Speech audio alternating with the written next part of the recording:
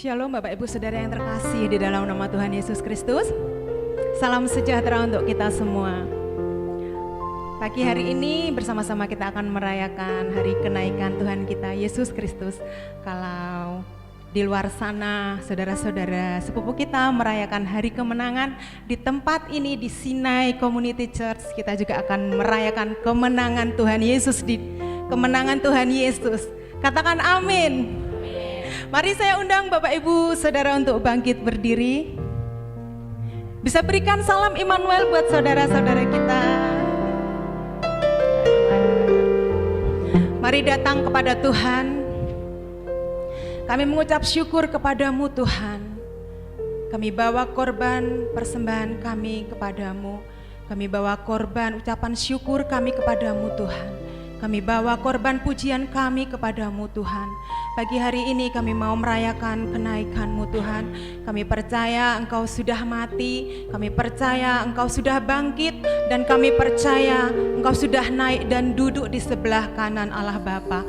Terima kasih Tuhan Yesus, pagi hari ini kami mau bersorak-sorai, kami mau memuji kebesaran nama-Mu. Datanglah dan bertahtalah di atas puji-pujian kami Tuhan.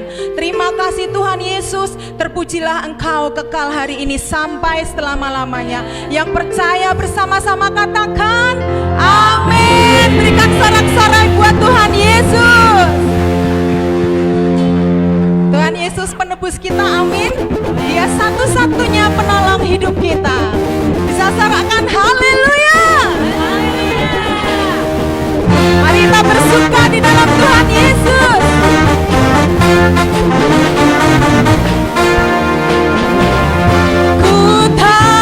Penolongku, darahnya tebus dosaku, ku yakin, katakan dengan sungguh-sungguh, ku yakin,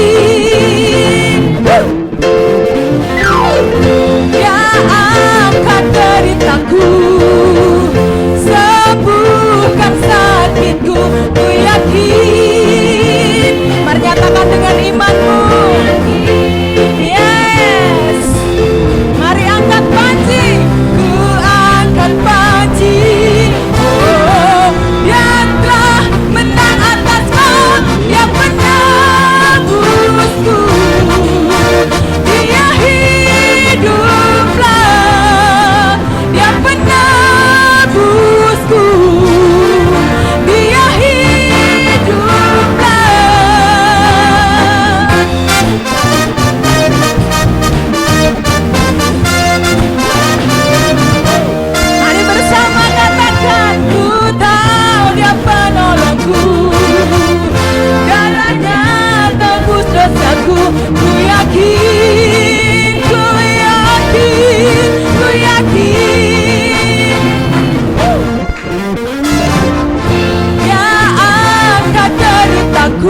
Sembuhkan sakitku, ku yakin. Mari nyatakan dengan imanmu, ku yakin. Ku angkat panji, oh, Dia telah menang atas maut yang menebusku.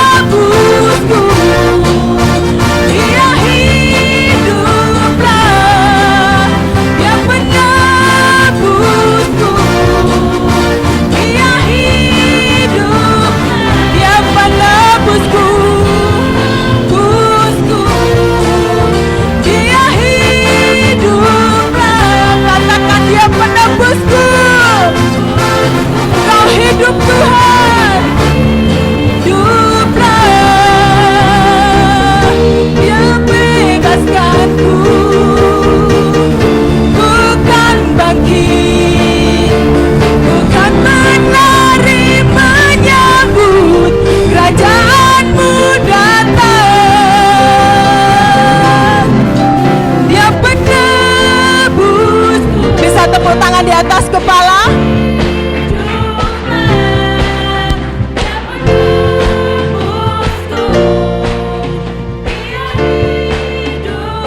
Dia penebusku, busku. Dia hiduplah, yang menebus.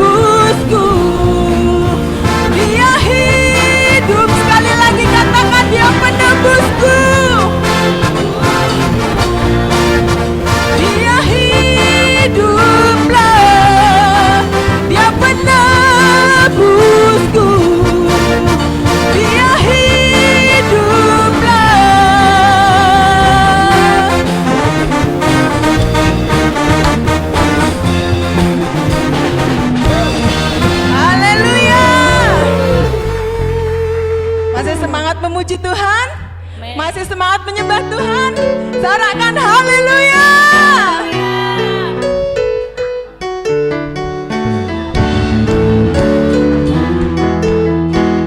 Semuanya bertepuk tangan buat Tuhan Yesus.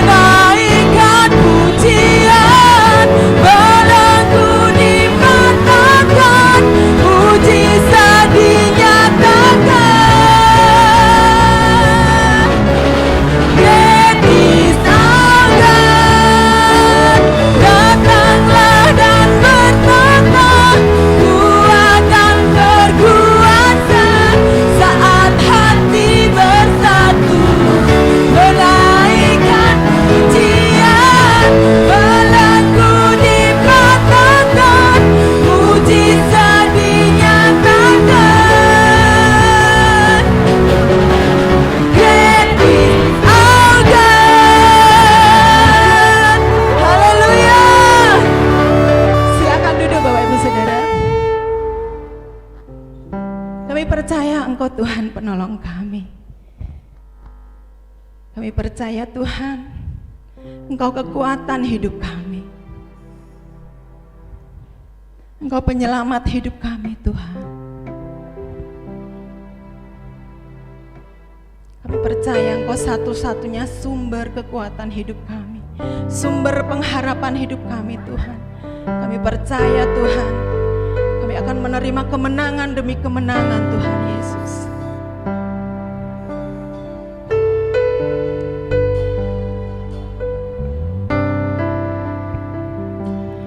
Kau Tuhan, penolong dalam hidupku, ku percaya hanya kepadamu.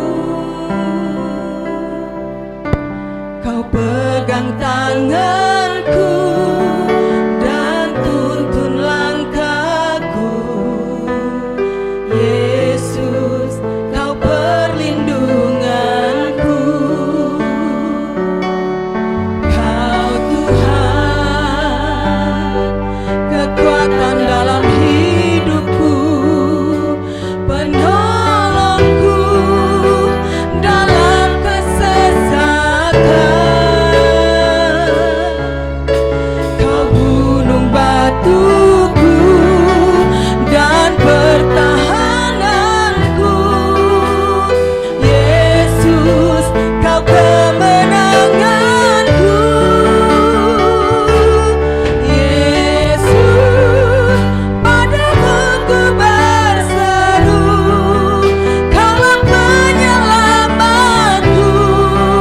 Terpujilah Kau Tuhanku.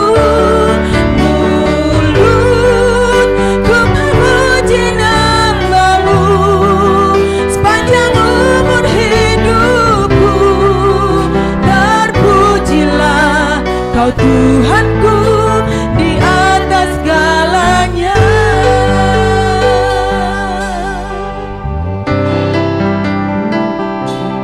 Kau Tuhan, penolong dalam hidupku, ku percaya hanya kepadamu. Kau pegang tanganku dan tuntun langkahku Tuhan. Yesus, Kau perlindunganku. Kau Tuhan, kekuatan dalam hidupku, penolongku dalam kesesatan. Kau gunung batuku dan pertahananku. Yesus, Kau kemenanganku. Yesus, padamu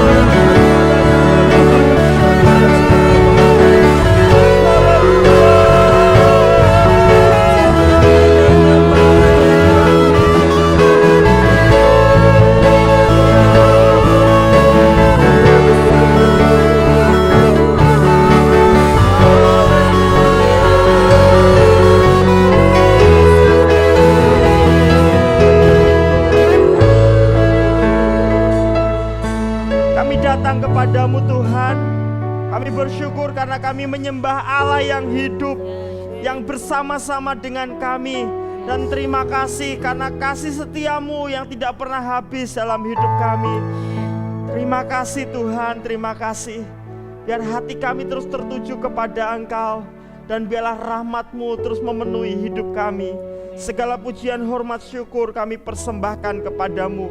Dan bila mana kami akan merenungkan firman-Mu, bersabdalah Engkau di tengah-tengah kami. Roh Kudus, Engkau yang mewahyukan kebenaran-Mu di tengah-tengah kami, sehingga kami boleh berjalan dalam terang Tuhan. Terima kasih Tuhan, sedialah hati kami bagi firman-Mu. Dalam nama Yesus, haleluya, amin, amin. Silakan duduk Bapak Ibu Saudara. Shalom. Ini adalah hari yang istimewa buat kita orang-orang percaya, karena kita memperingati hari kenaikan Tuhan Yesus ke sorga. Mari sama-sama kita merenungkan firman Tuhan yang terambil di dalam Kisah Para Rasul pasal yang pertama, ayat yang ke-9 sampai ayat yang ke-11. Kisah Para Rasul pasal yang pertama ayat 9 sampai ayat yang ke-11. Saya akan bacakan untuk kita. Sesudah ia mengatakan demikian, terangkatlah Yesus disaksikan oleh mereka, dan awan menutupnya dari pandangan mereka. Ketika mereka sedang menatap ke langit waktu ia naik itu, tiba-tiba berdirilah dua orang yang berpakaian putih dekat mereka dan berkata kepada mereka, "Hai orang-orang Galilea, mengapakah kamu berdiri melihat ke langit?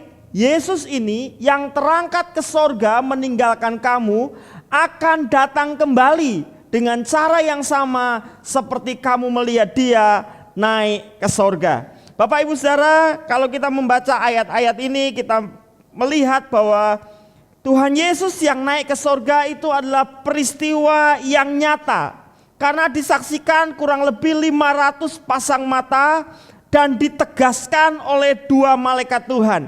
Jadi waktu Yesus naik ke atas itu gak pergi ke bulan atau ke planet lain, karena kedua malaikat itu berkata Yesus ini yang terangkat ke sorga. Jadi jelas bahwa kenaikan Yesus Kristus ke sorga itu sebuah peristiwa nyata, karena sekali lagi disaksikan kira-kira 500 pasang mata yang melihat secara real Yesus naik ke sorga. Apa pesan utama dari kenaikan Tuhan Yesus ke sorga? Bapak Ibu Saudara, ini pesan utamanya, bahwa sorga itu nyata. Sorga bukan hanya imajinasi manusia, sorga bukan hanya angan-angan manusia, tetapi sorga itu nyata. Dan ini pentingnya, tidak ada kemuliaan kekal di sorga tanpa iman yang sejati kepada Tuhan. Apa itu iman yang sejati? Sebagian besar orang mengaku beriman kepada Tuhan, tapi apa sebenarnya yang dimaksud dengan iman sejati itu?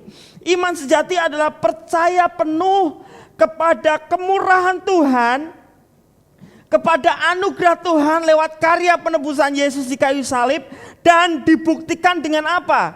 Dibuktikan dengan ketaatan dan kesetiaan kepada kehendak Allah. Jadi omong kosong kalau kita mengaku kita percaya kepada Tuhan, tetapi tidak membuktikan dengan ketaatan dan kesetiaan penuh kepada Tuhan. Selama Yesus di dunia, Yesus menunjukkan apa itu iman yang sejati. Selama Yesus ada di dunia, Yesus tidak hidup bagi dirinya sendiri. Dia mengosongkan dirinya sebagai Allah, menjadi manusia sama seperti saudara dan saya. Dan dalam keadaan sebagai manusia, Yesus sungguh-sungguh tidak hidup bagi dirinya sendiri, tetapi hidup menurut kehendak Allah, menurut kehendak Bapanya. Yesus berkata, makananku ialah melakukan kehendak Bapa dan menyelesaikan pekerjaannya. Apakah mudah melakukan kehendak Bapa? Tidak. Dalam ketaatannya, Yesus harus ditolak banyak orang. Bahkan Yesus harus disalibkan, terhina di kayu salib, bahkan sampai mati. Tapi kita tahu bersama, karena ketaatannya kepada kehendak Bapa, Yesus dibangkitkan dan menerima kemuliaan kekal di dalam sorga. Bapak Ibu Saudara, sebenarnya berita tentang sorga itu bukan hal baru bagi murid-murid. Tetapi rupanya itu belum menjadi sesuatu yang prioritas buat mereka. Sorga tidak kelihatan, sedangkan dunia begitu nyata.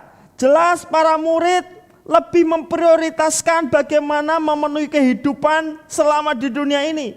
Memenuhi kebutuhan hidup di dunia ini terasa lebih mendesak, lebih utama dibanding mempersiapkan diri untuk masuk dalam kekekalan. Bahkan sekalipun Yesus berulang kali memberitakan tentang kerajaan Allah dan menantang murid-murid untuk mempersiapkan diri, ternyata mereka lebih tertarik dengan hal-hal yang lahiriah. Mereka mengikut Yesus hanya karena mereka ingin melihat mujizat demi mujizat secara real yang mereka lihat. Bahkan mereka berharap Yesus menjadi pemimpin mereka untuk membebaskan mereka dari penjajahan Romawi. Mereka mengikut Yesus hanya untuk hal-hal yang bersifat lahiriah. Bahkan Bapak Ibu Saudara, setelah Yesus mati di kayu salib dan bangkit pada hari yang ketiga, mereka masih saja mendesak Yesus untuk menjadi pemimpin mereka secara lahiriah. Kalau Bapak Ibu membaca Kisah Para Rasul pasal pertama ayat-ayat di awal sebelum ayat 9, di situ para murid mendesak Yesus, "Guru, Yesus, kapan engkau akan memulihkan bangsa kami? Kapan engkau akan menjadi pemimpin untuk membebaskan kami dari penjajahan Romawi?" Karena pada waktu itu Israel sedang ada di bawah penjajahan Romawi. Mereka masih saja fokus kepada hal-hal yang sifatnya lahiriah. Sampai kemudian Yesus naik ke sorga. Saat itulah mereka menyadari bahwa sorga itu nyata.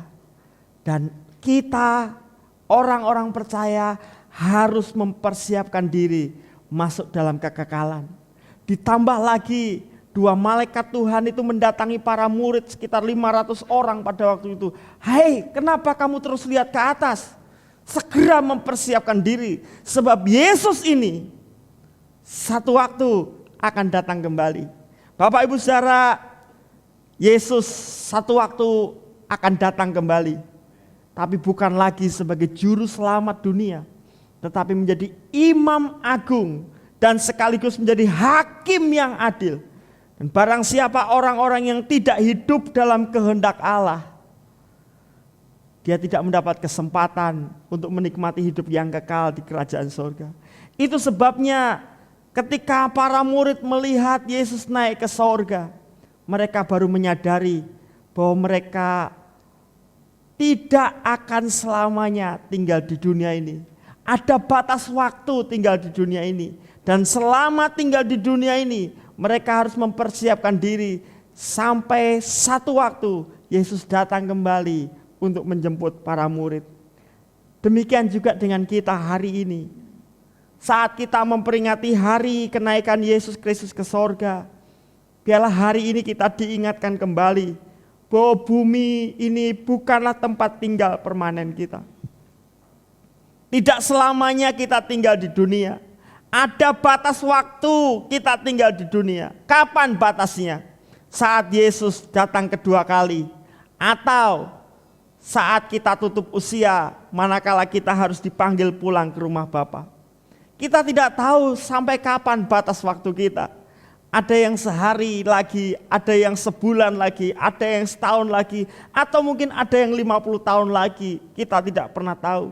Tapi pertanyaannya, selagi kita masih hidup, diberi kesempatan, sudahkah kita mempersiapkan diri? 1 tahun terakhir ini dunia sedang digegerkan dengan pandemi COVID-19. Dan ternyata dalam momentum ini banyak orang yang tidak menduga. Orang-orang yang kelihatannya hebat, seger, tiba-tiba dipanggil Tuhan karena virus COVID-19.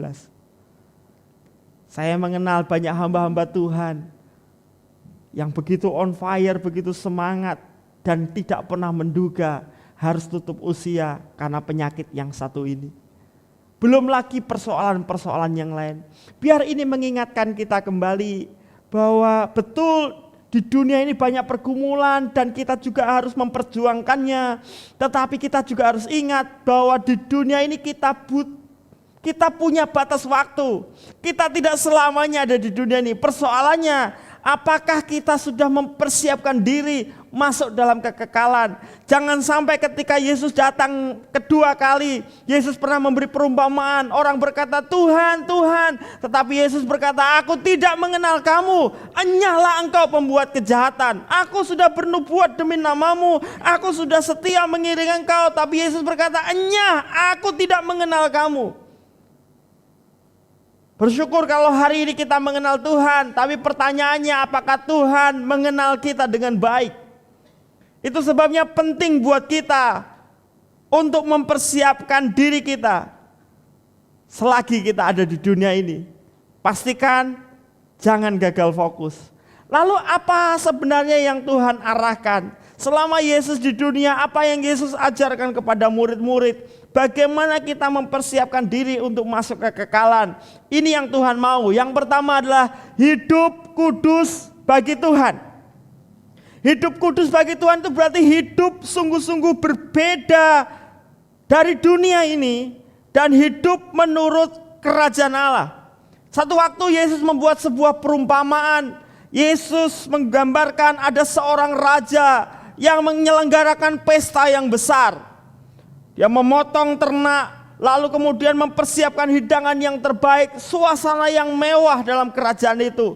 Dan raja sudah punya VIP list, orang-orang khusus yang diundang. Namun sayang, orang-orang yang diundang itu tidak mau hadir karena kesibukan mereka. Yesus sedang mengumpamakan mereka adalah anak-anak Abraham secara jasmani. Orang-orang Israel secara garis keturunan Ishak, Yakub. Mereka adalah orang-orang VIP list yang diundang. Tetapi Yesus sedang berkata kepada orang Israel, kamu menolak undangan Tuhan. Lalu kemudian raja itu berkata, makanan sudah tersedia. Sementara orang-orang khusus yang kuundang tidak mau datang. Raja itu berkata kepada pengawal-pengawalnya, kepada anak buahnya, pergi keluar, panggil semua orang. Perhatikan, panggil semua orang supaya mereka ikut dalam pestaku. Ini sedang bicara apa? Kasih karunia. Tuhan kemudian memanggil semua orang, termasuk saudara dan saya. Sekalipun secara garis darah kita bukan keturunan Abraham, Ishak dan Yakub. Kita bukan anak-anak perjanjian menurut garis keturunan Abraham. Tetapi oleh karena kasih karunia, saudara dibuka akses untuk menikmati kehidupan yang kekal. Mari kita melihat di dalam Matius pasal 22 ayat 10. Maka pergilah hamba-hamba itu dan mereka mengumpulkan semua orang yang dijumpainya di jalan-jalan. Perhatikan, orang-orang jahat dan orang-orang baik, sehingga penuhlah ruangan perjamuan kawin itu dengan tamu. Saudara perhatikan, inilah kasih karunia. Bukankah Yesus berkata di dalam Yohanes itu, karena begitu besar kasih Allah akan dunia ini, sehingga ia mengaruniakan putranya yang tunggal, supaya semua orang, entah itu baik, entah itu jahat, semua mendapat undangan yang sama. Untuk apa? Masuk dalam kekekalan. Namun saudara, ketika semua orang sudah masuk, ayat yang berikutnya mencatat, ketika raja itu masuk untuk bertemu dengan tamu-tamu itu, ia melihat seorang yang tidak berpakaian pesta. Lalu kemudian ayat selanjutnya, ia berkata kepadanya, hai saudara, bagaimana engkau masuk kemari dengan tidak mengenakan pakaian pesta? Tetapi orang itu diam saja. Lalu kata raja itu kepada hamba-hambanya, ikatlah kaki dan tangannya dan campakkanlah orang itu ke dalam kegelapan yang paling gelap. Di sanalah akan terdapat ratap dan kertak gigi. Sebab banyak orang yang dipanggil, tetapi sedikit yang dipilih. Yesus sedang memberi gambaran tentang apa itu hidup yang kekal. Oleh anugerahnya, saudara dan saya mendapat undangan. Kita orang baik, orang jahat menurut kata orang, Tuhan panggil semua orang. Tetapi bukan berarti kita kemudian seenaknya. Keselamatan itu gratis bukan karena murahan, tetapi karena kita tidak sanggup membelinya. Dengan amal kita, dengan ibadah kita gak bisa sanggup bayar keselamatan itu. Keselamatan itu murah tapi bukan murahan. Apa pesan kuat dari perumpamaan ini? Bahwa Tuhan terima kita apa adanya. Tetapi Tuhan tidak ingin kita seadanya. Menjadi anak-anak Allah adalah anugerah. Tetapi hidup sebagai anak-anak Allah yang terhormat itu butuh komitmen dan kesungguhan kita. Oleh darah Yesus, oleh anugerah saudara dan saya diangkat menjadi anak-anak Allah. Itu gratis, itu anugerah. Tetapi untuk menjadi anak-anak Allah yang terhormat itu butuh komitmen kita. Kalau saya anak jalanan, saya nggak punya siapa-siapa, tiba-tiba saya diangkat menjadi anak konglomerat, itu gratis. Tapi setelah saya jadi anak konglomerat, saya nggak boleh lagi berperilaku seperti anak-anak jalanan.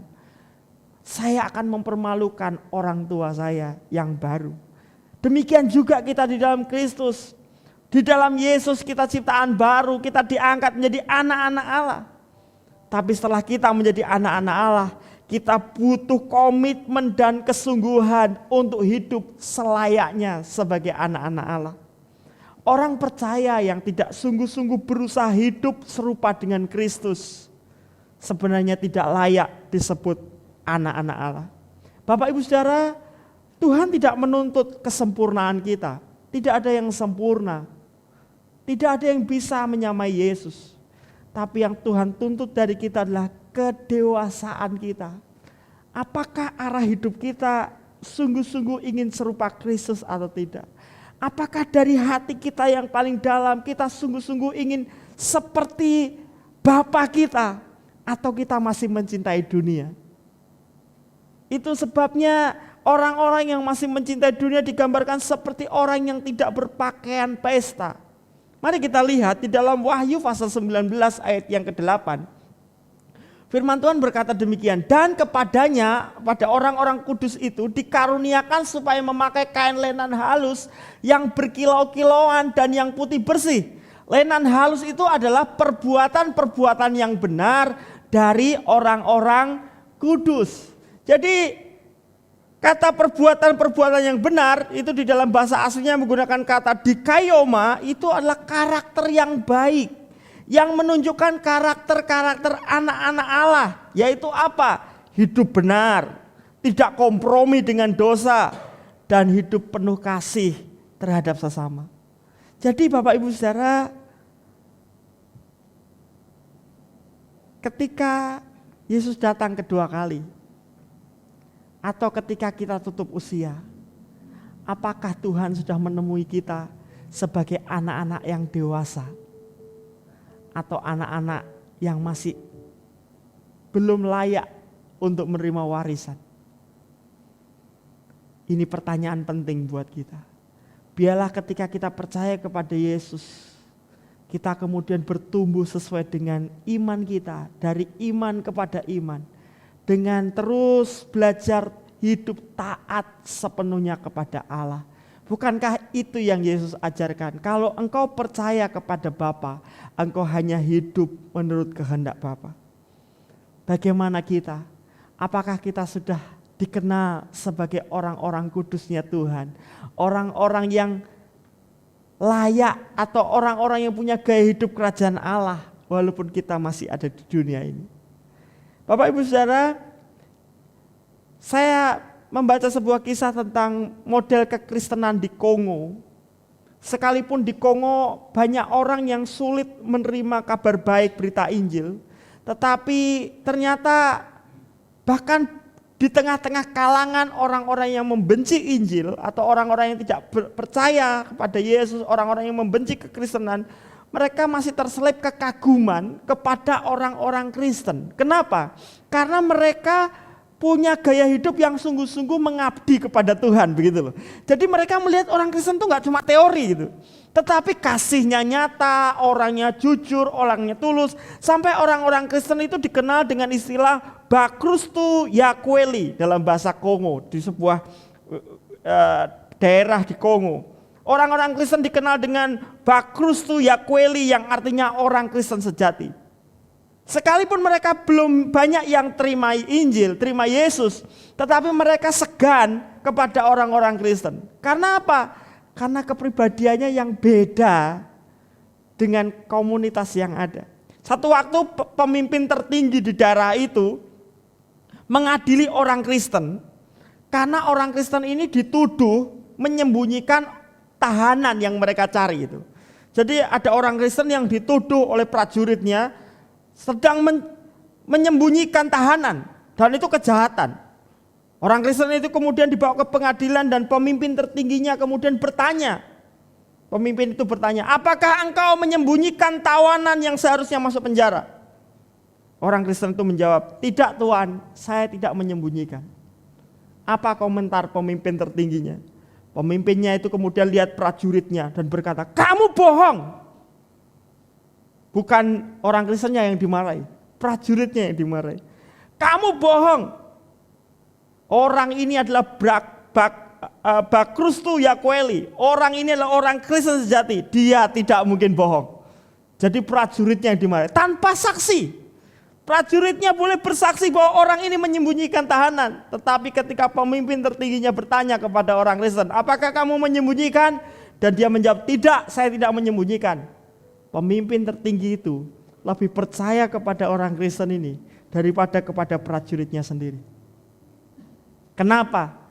Karena mereka dikenal sebagai orang-orang yang jujur, yang takut akan Tuhan, cara hidupnya kudus. Bagaimana orang-orang mengenal kita dalam masyarakat kita, dalam komunitas pekerjaan kita, bagaimana orang mengenal kita. Nak nong gereja semangat, nak ngutang orang bayar. Nak kau nyanyi keploke banter, nak kerja kesetir karuan, kan ndak enak. Saudara. Lain cerita bahwa orang-orang ini dikenal jujur, orang-orang ini dikenal orang yang penuh kasih, dan itulah yang Yesus mau. Keberadaan kita di bumi ini menampilkan boleh ada di dunia, tapi cara hidupnya adalah cara hidup kerajaan Allah. Amin saudara. Lalu hal yang kedua adalah melayani Tuhan. Yesus membuat perumpamaan tentang talenta. Mari kita melihat di dalam Matius 25 ayat 14 dan 15 dan seterusnya. Sebab hal kerajaan sorga sama seperti seorang yang mau bepergian ke luar negeri, yang memanggil hamba-hambanya dan mempercayakan hartanya kepada mereka.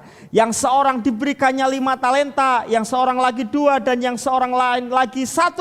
Masing-masing menurut kesanggupannya, lalu ia berangkat. Ayat 19, lama sesudah itu pulanglah tuan hamba-hamba itu lalu mengadakan perhitungan dengan mereka. Ayat selanjutnya, hamba yang menerima 5 talenta itu datang dan ia membawa laba 5 talenta. Katanya, Tuan, 5 talenta Tuan percayakan kepadaku, lihat aku telah beroleh laba 5 talenta. Maka kata tuannya itu kepadanya, baik sekali perbuatanmu itu, hai hambaku yang baik dan setia. Engkau telah setia dalam perkara kecil, aku akan memberikan kepadamu tanggung jawab dalam perkara yang besar. Masuklah dan turutlah dalam kebahagiaan tuanmu, dan seterusnya. Ayat-ayat ini kemudian dilanjutkan, orang yang dapat 2 berkembang menjadi 4. Tapi orang yang diberi 1 hanya menyimpannya dan tetap 1.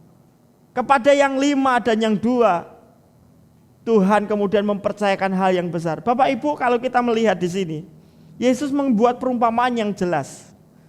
Yesus naik ke sorga seperti seorang raja yang pergi, tapi meninggalkan talenta kepada kita. Talenta itu mata uang tertinggi, nilainya besar sekali sebenarnya. 1 talenta itu besar sekali, terhitung sekitar 6.000 dinar. 1 dinar itu upah sehari. Jadi sebenarnya dikasih 1 talenta itu sudah nilainya besar. Tapi Alkitab mengatakan diberi menurut kesanggupannya. Jadi raja itu tahu. Tapi persoalannya adalah ketika raja itu pulang, apa yang diharapkan raja itu?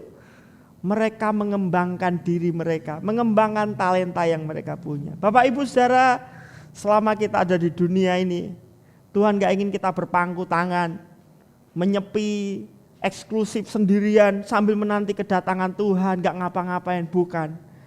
Tuhan ingin kita memaksimalkan potensi kita. Mari kembangkan diri kita. Untuk apa? Pada akhirnya seluruh talenta itu kita gunakan untuk memuliakan Tuhan. Dan saudara lihat, 5 talenta itu besar. Tapi Tuhan berkata, itu mah perkara kecil. Kalau kamu setia dalam perkara kecil, akan kuberi kepercayaan hal yang besar. Apa yang Tuhan maksudkan? Seluruh yang kita punyai di dunia ini, itu sangat kecil dibanding apa yang akan kita miliki di sorga. Tapi kalau kita nggak bisa mengelola hidup di dunia ini, jangan harap kita diberi kepercayaan Tuhan di sorga nanti. Itu sebabnya selagi masih ada kesempatan, Tuhan ingin kita mengembangkan talenta kita. Untuk apa? Untuk memuliakan Tuhan, untuk melayani Tuhan. Apa yang kita bisa? Kalau kita dipercaya jadi suami yang terbaik, jadi istri yang terbaik, jadi anak yang terbaik, jadi orang tua yang terbaik. Kalau kita jadi karyawan yang terbaik, jadi bos yang terbaik. Wirausaha yang terbaik. Kalau kita melayani di gereja, melayani yang terbaik. Karena itu pada dasarnya kita sedang belajar bertanggung jawab atas semua yang Tuhan percayakan. Jangan simpan talenta kita, atau kita gunakan talenta kita hanya untuk kepentingan diri kita sendiri. Mari jadi berkat, itu yang Tuhan mau.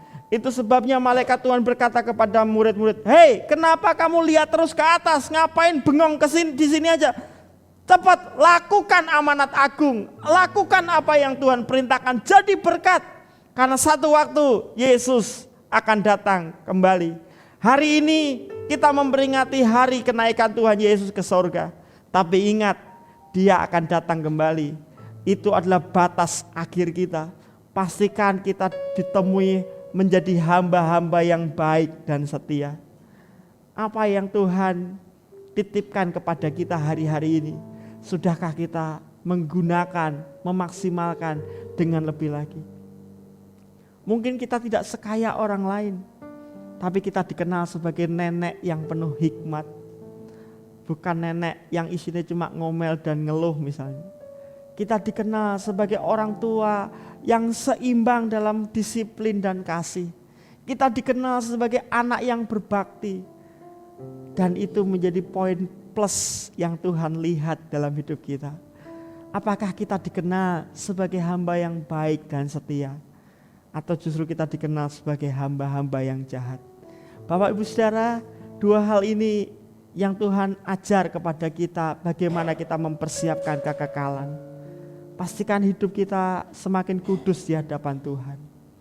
Kita semakin takut akan Tuhan, kita semakin benci dosa, kita gak kompromi dengan dosa, kita semakin mengasihi satu akan yang lain, kita semakin mudah mengampuni, kita semakin mudah menjadi berkat, kita semakin maksimal dalam berkarya. Dan biarlah lewat hidup kita nama Tuhan dipermuliakan. Selagi masih ada kesempatan, mari siapkan diri kita untuk menyongsong kedatangan Tuhan yang kedua kali. Sama-sama bangkit berdiri, kita datang kepada Tuhan. Hidup ini adalah kesempatan. Hidup ini untuk melayani Tuhan. Jangan sia-siakan waktu yang Tuhan beri. Hidup ini harus jadi berkat. Hidup ini adalah kesempatan. Hidup ini adalah kesempatan. Hidup ini untuk melayani Tuhan. Jangan sia-siakan waktu yang Tuhan beri. Hidup ini harus jadi berkat.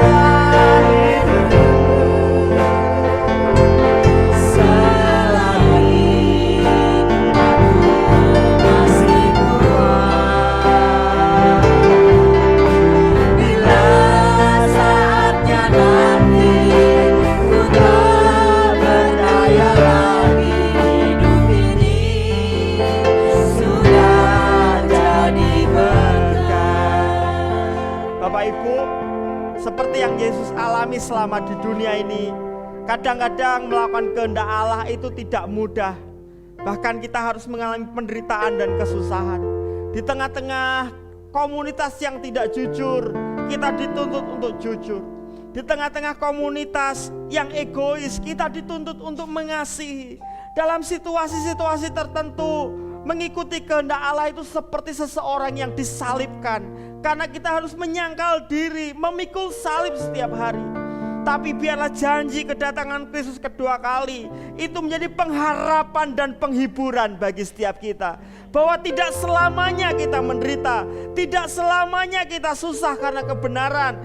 Buah dari pikul salib dan menyangkal diri adalah mahkota dan kehidupan yang kekal. Saya tidak tahu pergumulan apa yang kita hadapi hari-hari ini. Jangan gagal fokus. Jangan hanya karena materi kita menghalalkan segala cara. Jangan hanya karena pengen punya hubungan, pengen menikah, lalu kemudian kita meninggalkan iman kita. Jangan hanya karena kita pengen dapat promosi, pengen hidup yang mudah dan nyaman, kita kemudian kehilangan jati diri kita sebagai orang-orang kudusnya Tuhan. Mari jaga kekudusan dan mari layani Tuhan. Jangan kasih kendor. Kalau hari-hari ini mungkin mulai letih lesu, berbeban berat karena tekanan yang begitu berat, mari tetap semangat, tetap layani Tuhan.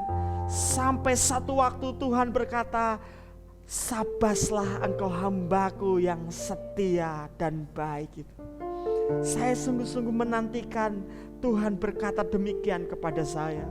Sungguh malang bila mana kita melayani dan Tuhan berkata, aku tidak mengenal engkau. Pastikan kita menggunakan setiap waktu kita untuk hidup kudus bagi Tuhan dan melayani Tuhan. Mari kita teduhkan hati kita datang kepada Tuhan. Terima kasih buat firman-Mu pagi hari ini Tuhan. Engkau naik ke sorga, bukan berarti Engkau meninggalkan kami. Engkau sedang mempersiapkan tempat terbaik bagi kami. Engkau sedang berdoa syafaat buat kami supaya kami tetap teguh berdiri. Dan terima kasih Engkau juga telah mengutus Roh-Mu yang kudus untuk menyertai kami, sehingga terus memurnikan kami, menguduskan kami, dan memampukan kami untuk semakin maksimal bagi kerajaan Allah. Kami mau sungguh-sungguh menjaga hati dan hidup kami, sehingga kami tidak bercacat celah di hadapan Engkau. Kami mau bertumbuh menjadi anak-anak Tuhan yang semakin dewasa, semakin mengasihi, semakin tidak kompromi dengan dosa, semakin mengasihi Tuhan dan menjadi berkat bagi banyak orang. Tuhan, selama masih ada kesempatan, ajari kami untuk menggunakan seluruh waktu, tenaga, hidup kami, keuangan kami untuk kemuliaan Tuhan. Biar nama Tuhan dipermuliakan lewat hidup kami. Terima kasih Tuhan. Engkau yang melihat kehidupan kami masing-masing. Kuatkan dan teguhkan kami. Biarlah Tuhan janji kedatangan-Mu itu menjadi pengharapan kami, menjadi kekuatan bagi kami untuk terus melangkah maju bersama dengan Engkau. Terima kasih Tuhan, terima kasih. Di akhir ibadah kami membawa persembahan, persepuluhan kami kepada Tuhan. Tuhan yang menguduskan, kami gunakan untuk kemuliaan Tuhan. Dan bila mana kami kembali ke rumah kami masing-masing, kami pulang dengan sukacita, sebab berkat Tuhan bersama-sama dengan kami. Mari kita menerima berkat Tuhan. Tuhan memberkati engkau dan melindungi engkau. Tuhan menyinari engkau dengan wajah-Nya dan memberi engkau kasih karunia. Tuhan menghadapkan wajah-Nya kepadamu dan memberi engkau damai sejahtera. Kekasih-kekasih Tuhan, mari pulang dengan membawa anugerah dari Allah Bapa, kasih sayang dari Tuhan Yesus Kristus dalam persekutuan Roh Kudus menyertai kita hari ini sampai selama-lamanya. Di dalam nama Tuhan Yesus Kristus. Amin.